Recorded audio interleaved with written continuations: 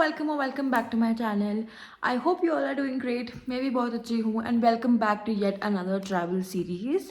आज हूँ मैं मुक्तेश्वर में. It's my day 1 in Mukteshwar. कल रात को हमने चलना स्टार्ट किया था from दिल्ली से we took a Volvo to Mukteshwar. ना मुक्तेश्वर तो कोई भी बस नहीं आती है because as compared to Nainital और हल्द्वानी ये थोड़ा हाइट पे है, थोड़ा ज़्यादा हाइट पे है. हमारी बस ने हमें हल्द्वानी में ड्रॉप किया और वहाँ से हम लोगों को बस वालों ने ही एक कैब करके दी जिसने हमें मुक्तेश्वर तक छोड़ा. यहाँ पे काफ़ी बारिश है अभी. इसमें बताना चाहूँगी अगर आप में से कोई भी प्लान कर रहा है मुक्तेश्वर नैनीताल का, तो अगर आप आना चाहते हैं तो आप प्रेफरेबली थोड़ा धूप वाले महीनों में आएँ, जैसे कि मई जून जुलाई तक. अगस्त सितंबर में थोड़ी बारिश होने लगती है, इसीलिए मौसम इतना ज़्यादा कंजीनियल नहीं है.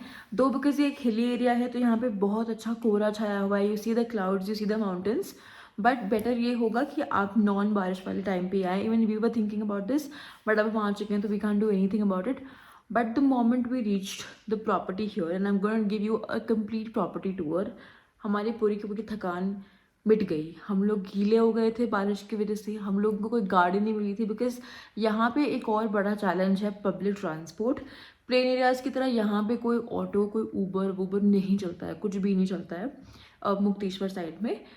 तो इसीलिए हम लोगों को हर छोटी चीज़ के लिए आपको गाड़ी करनी पड़ती है. और बिकॉज बारिश हो रही है और चढ़ाई वाला इलाका है तो आप चल के भी नहीं जा सकते. So that is one thing that you should keep in mind. Either you should rent a car for a full day, which is pretty expensive, like you have to spend about 4,000 to 5,000 rupees for a full day, or you should just go with your own vehicle is what I would recommend. But without any further ado, आज हमारा day 1 था. हम सुबह सुबह इस property पे check in हुए हैं. इतनी ज़्यादा प्रिटी प्रॉपर्टी है. This is a 2 bedroom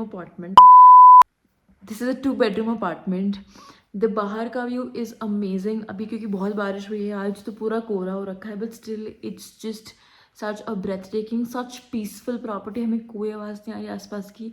I would definitely recommend you. And if you don't believe me you can have a look yourself. लिख लिया नाम इस पे तेरा, सुना आंगन था जीवन मेरा, बस गया प्यार इसमें तेरा.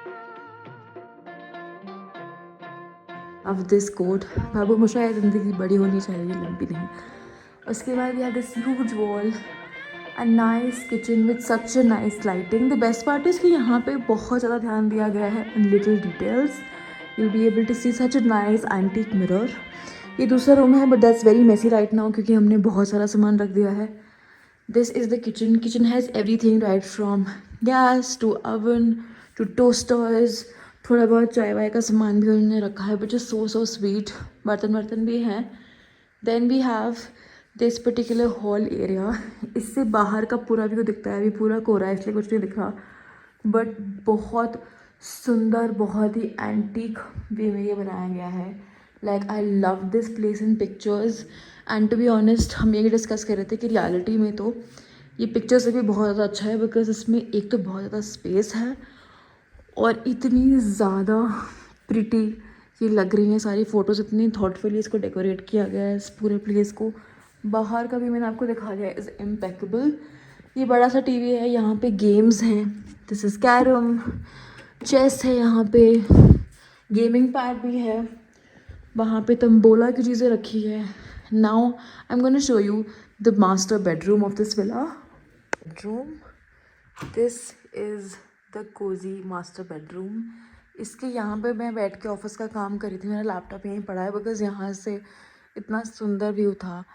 अब तो रात हो गई है, मतलब ऑलमोस्ट 7 बज गया तो यहाँ पे अंधेरा हो जाता है, बट बाहर से बहुत सुंदर व्यू था. तो you can always sit there, have your cup of chai and then this is the nice cosy bed. ये ऊपर की सीलिंग पूरी जैसे पहाड़ी घरों में होती है वैसी है.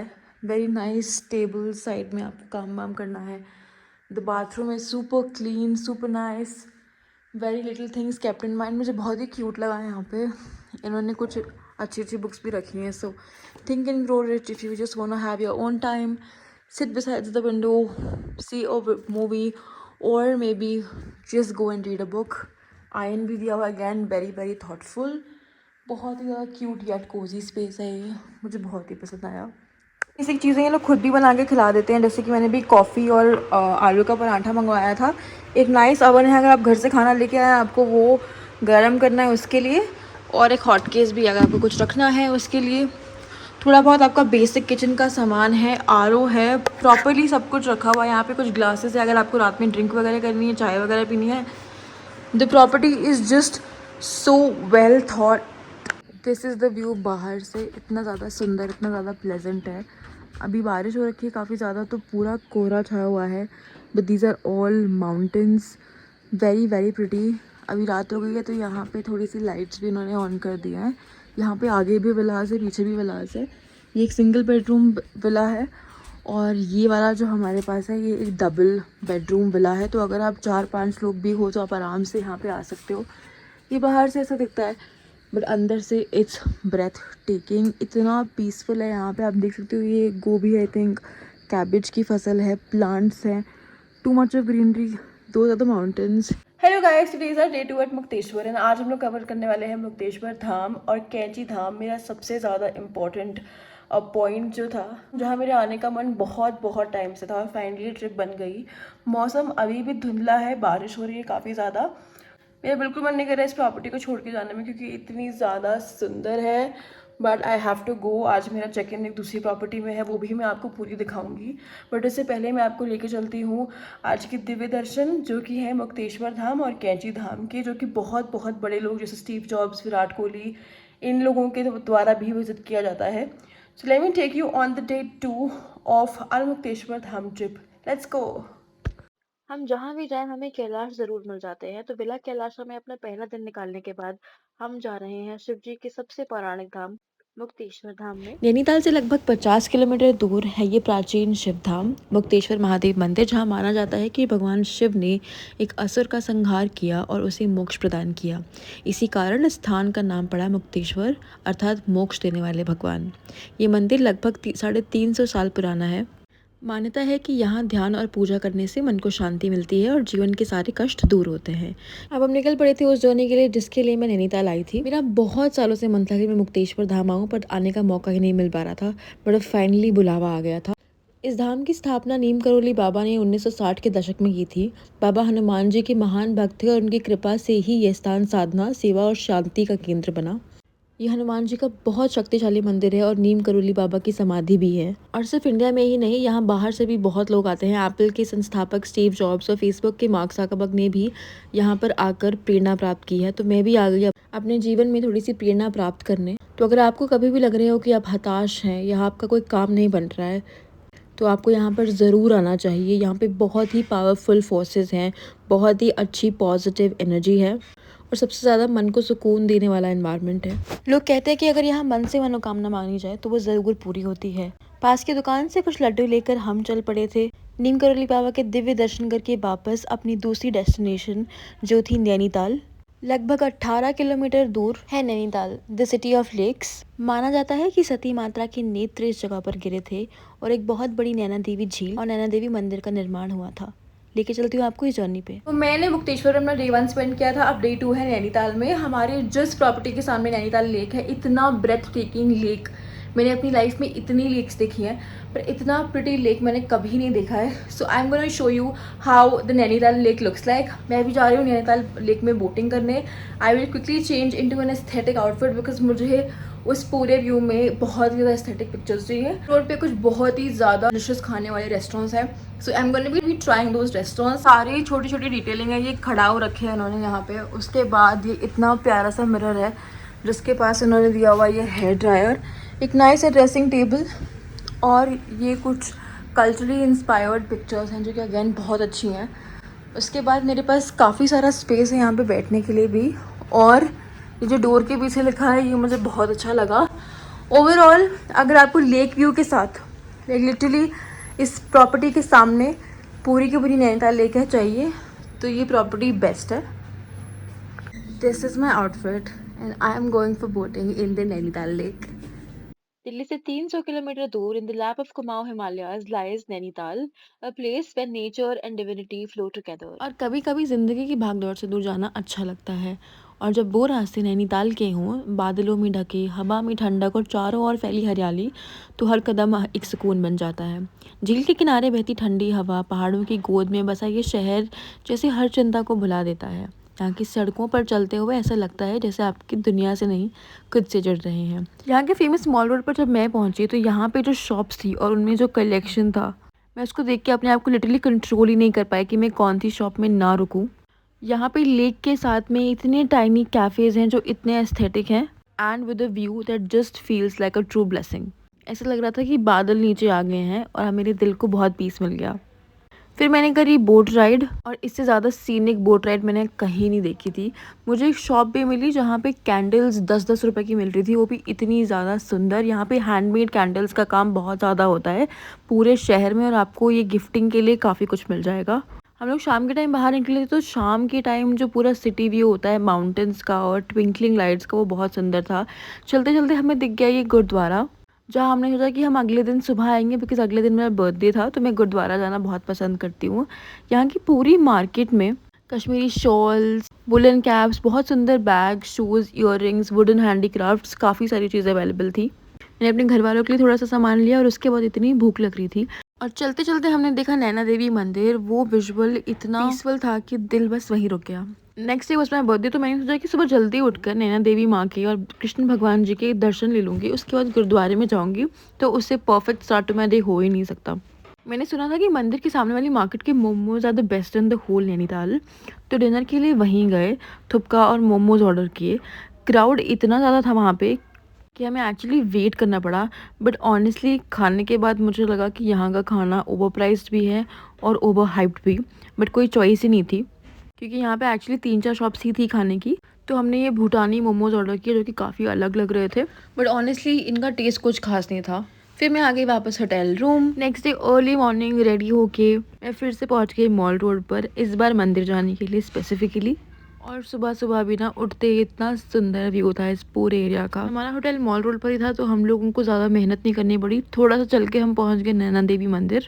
अच्छे से दर्शन किए, इतनी सारी मछलियाँ थी उस झील में जो एकदम मंदिर के तट पे बनी हुई है। दर्शन किए, थोड़ा टाइम स्पेंड किया, आरती भी करी और उसके बाद हम निकल गए गुरुद्वारे के लिए। गुरुद्वारे के सामने ये लेक है तो हमने सोचा कि एक और बार बोटिंग कर लेते हैं क्योंकि हमें फर्स्ट टाइम इतना अच्छा लगा था। सुबह सुबह रोड्स इतनी ज़्यादा पीसफुल और फेमिलियर लगते हैं। भूख काफ़ी लग रही थी तो सुबह सुबह हमने किया ब्रेकफास्ट। फिर हम ब्रेकफास्ट करने आ गए लेक के पास ही क्यूट छोटे से कैफ़े में। और यहाँ की यूएसपी ये थी कि यहाँ पे सारे लोग जो जिस रेस्टोरेंट को चलाते हैं और जो यहाँ खाना बनाते हैं और खाना सर्व भी करते हैं, सब अबव 70 ईयर्स ऑफ एज थे। मुझे ऑनेस्टली बहुत अच्छा लगा यहाँ पे। इसका नाम था अशोक वेज। आज तक मैंने जितनी भी चीज़ें यहाँ पर खाई हैं उसमें सबसे बेस्ट मुझे छोले भटूरे लगे जो मैंने अशोक वेज में खाए। और लेक के पास हमने देखे बूथ्स जहाँ पे आप ट्रेडिशनल कपड़े पहन के भी फ़ोटोज़ वगैरह खिंचवा सकते हैं, फोटोग्राफी वगैरह वहाँ पे सब होती है। बट हमें तो सबसे ज़्यादा इंटरेस्ट बस यहाँ के व्यू में था। मतलब जितनी बार आ रहे थे उतनी बार ऐसा लग रहा था कि यार एक और बार बोटिंग कर लेते हैं, टू बी ऑनेस्ट। मतलब यहाँ पे आकर अगर एक चीज़ I would not want you to miss is the boating experience. Mountains हैं, इतना क्लियर पानी है। हमें बोट वाले ने बताया कि 20 फीट गहरी लेक है ये और ये एक्चुअली एक आर्टिफिशियल लेक है। ये करने के बाद हम निकल पड़े थे अपनी फाइनल प्रॉपर्टी के लिए जो कि थी खुरपा तल में। अब खुरपा तल जो है वो यहाँ से कुछ 30 किलोमीटर दूर है। अगेन वहाँ पे पब्लिक ट्रांसपोर्ट नहीं जाता, तो एक ये कौन है कि वहाँ पे आपको कुछ गाड़ी करनी पड़ेगी और गाड़ी आपको 1500-2000 से कम की नहीं मिलेगी। बट प्रॉपर्टी मुझे इतनी सुंदर लगी थी जब मैं ये बुक कर रही थी कि आई थॉट कि ये वर्थ इट होगा बिकॉज़ हमने सब कुछ ऑलमोस्ट देख लिया था। तो वी थॉट कि एक अच्छे से प्रॉपर्टी में एक अच्छा सा स्टे करेंगे बिकॉज जो मेन सिटी में प्रॉपर्टीज़ है वो इतनी अच्छी नहीं है। बट हमें एक नाइस अच्छे पूल विला में जाके कुछ स्टे करने का मन था। और ये property is like a dream. जब मैंने प्रॉपर्टी बुक की थी जैसे मैंने उस टाइम सोचा था ये बिल्कुल वैसी ही आई है। So let me just quickly give you guys a nice room tour. मतलब मुझे ना हमेशा से ये वाली डिटेलिंग जो होती है बेड पे वो बहुत ज़्यादा पसंद आती है। उसके बाद इसमें है एक बहुत ही बड़ा स्पेशियस वॉशरूम जो मैं आपको दिखाऊंगी। ये कुछ बेसिक चीज़ें हैं, लैम्प, टॉयलेटरीज, डेंटल किट, टाल वगैरह। और है एक बहुत ही ज़्यादा ब्रेथ टेकिंग व्यू। मैं आप लोगों को अच्छे से दिखाती हूँ। ये स्विमिंग पूल व्यू है, तो पूल भी है नीचे like you guys can see. उसके अलावा जो सबसे ज़्यादा एक्साइटिंग पार्ट है इस प्रॉपर्टी का, दैट इज़ द जकूजी, जो मैंने कब से किसी प्रॉपर्टी में मैं ढूंढ रही थी और मुझे मिल ही नहीं रही थी, बिकॉज ऑफ कोर्स आप माउंटेन्स पे आते हैं तो आपको जकूजी वाली प्रॉपर्टीज़ नहीं मिलती हैं। और ये स्विमिंग पूल व्यू के साथ ये प्रॉपर्टी मिली है with jacuzzi which is this. And ये इतना ब्यूटीफुल इसलिए है कि इसके ऊपर आप देखो, अभी दिख नहीं रहा होगा बट ये पूरा का पूरा फॉरेस्ट है, लाइक पूरा का पूरा क्लाउड है, माउंटेन्स हैं पीछे। तो ये ऊपर से है, मैं नीचे जा रही हूँ जकूजी से। बहुत ही स्पेशियस का वॉशरूम भी है and for the price I think it's a steal deal. ये नैनीताल से कुछ आधे घंटे की दूरी पे है, तो आप आराम से आ सकते हैं। ये है खुरपाताल और काफ़ी अच्छा पिक्चरेस्क सा इसका वॉशरूम है। और 4200 रुपीज़ में मुझे प्रॉपर्टी पड़ी है, जो मेरे हिसाब से बहुत ही ज़्यादा सही डील है, बिकॉज बहुत स्पेशियस है, पूल व्यू है, ऊपर जकूजी है and the room is also so comfy and so warm. और ये ना कोई मेन सिटी में प्रॉपर्टी नहीं है, ये एक्चुअली खुरपाताल करके एक गांव है। इसके एकदम लाइक यहाँ से 500 मीटर की दूरी पे खुरपाताल लेक भी है। तो यहाँ पे अगर आपको पता है नैनीताल, खुरपाताल, सातताल, भीमताल, इन सबको ताल इसलिए बोलते हैं क्योंकि ये लेक व्यू के साथ है। ये देखिए आप कितना प्रिटी है। तो ये था हमारा फाइनल डे इस प्रॉपर्टी में स्टे करने के बाद हम लोग शाम में निकल गए काठगोदाम रेलवे स्टेशन के लिए, जहाँ से हमारी ट्रेन थी रात की दिल्ली के लिए। इसके बाद हमारी और भी काफ़ी एक्साइटिंग व्लॉग्स आ रहे हैं, जैसे कि ये Udaipur vlog. So let me know if you have any questions and I will see you in the next one. Thank you so much, bye bye.